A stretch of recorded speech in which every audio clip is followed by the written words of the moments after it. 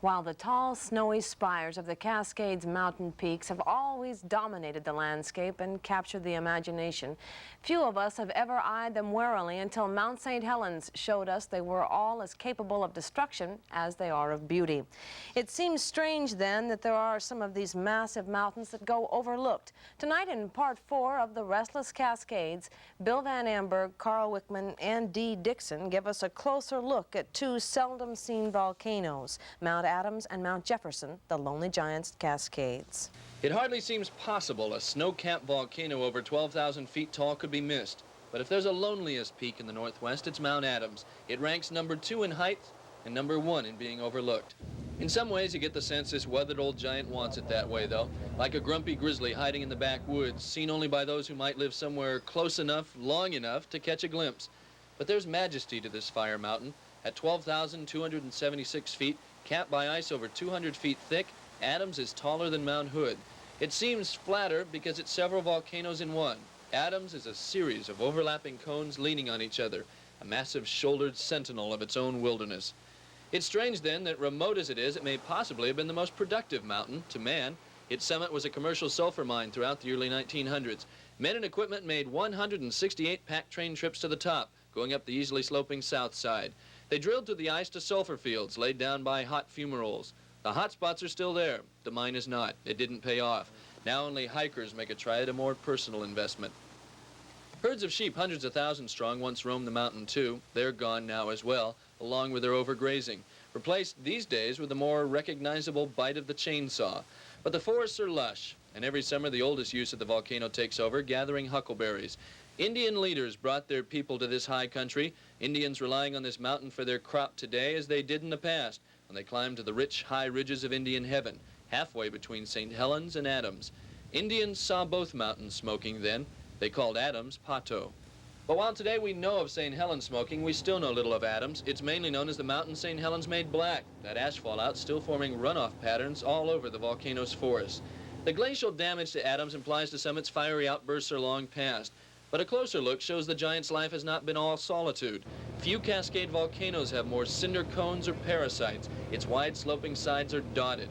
Little Mount Adams is an obvious cinder cone. It's hardly eroded. And some of the most recent lava flows in the peak are less than 2,000 years old. But that's the mountain's main threat. It's not as explosive as St. Helens. These river valleys would be the logical target of an Adams mudflow. The deep, steep ravines a pipeline right to the Columbia. But because of where Adams sits, even its eruptions would threaten very few. More than anything, the mountain stands aloof. But for those who take the time, the mountain can be an inviting, though primitive host. It takes hiking cross-country after driving miles of dirt.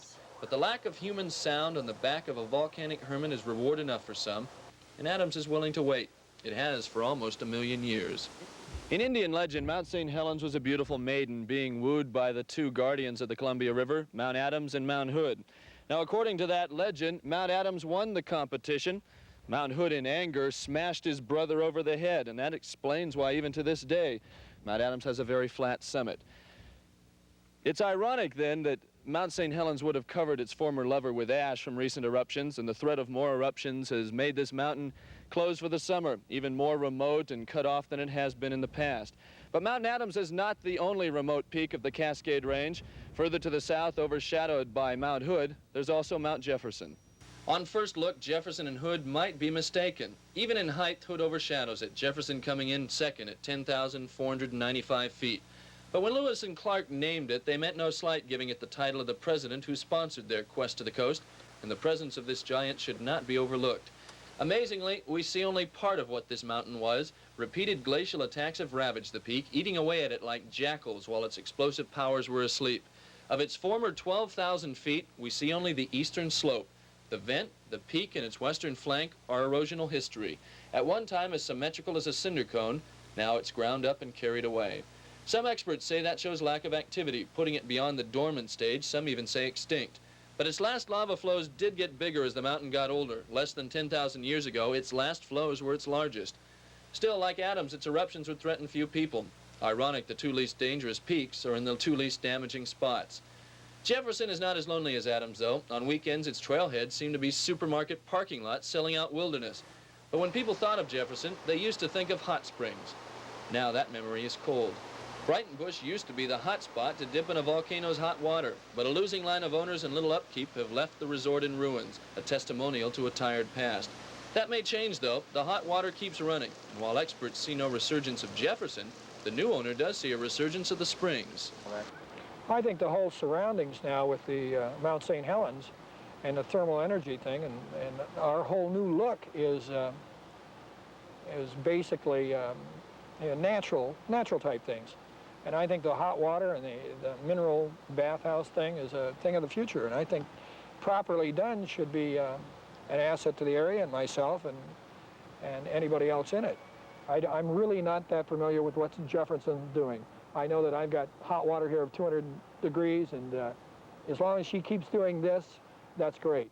The hot springs have seen the Wikman come into the area. They've seen the Forest Service. They've gone through several owners in the past 2 years. Perhaps the only thing that does remain constant is the fact that the springs continue to flow, at least constant in the short span of time we can measure.